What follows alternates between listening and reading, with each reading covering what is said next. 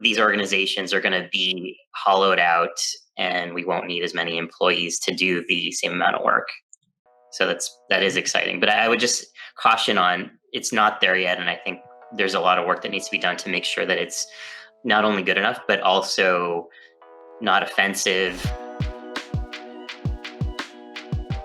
As we transition, there's of course some value to talking about, training the existing staff. So not only that you're potentially kind of revolving and finding new people to fit the new roles that are happening, but what about training and preparing the existing staff that you've come to trust, build a strong relationship with who are valuable members of the team? What does that look like on your end in terms of preparing them for that transition, whether they're going to stick around and learn and adapt, or whether they are going to potentially move on, find a new opportunity for themselves somewhere else? What does that look like on your end? Basically, I think for nonprofits especially, this is probably, unless you're well-funded, which I think most nonprofits are not, it'll be seen maybe more as an opportunity because there's just so much work to do and not enough people to do it.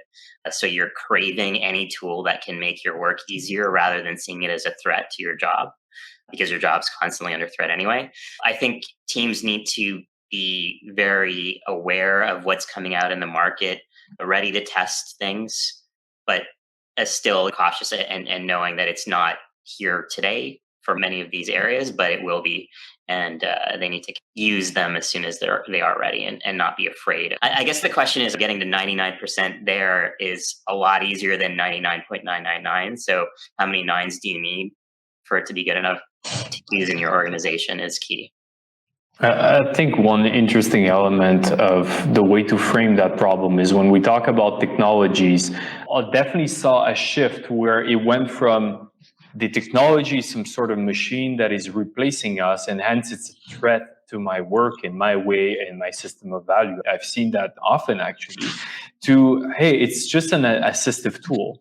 It's the same way that, if I have a hammer, it's not replacing my job. It just makes it easier for me to operate or to renovate. And a good example that you gave, Timothy, with some of those technologies is if I don't have somebody who can sign in an event, because I don't have the budget, it's a smaller event, having some of those technology helps if the alternative is nothing.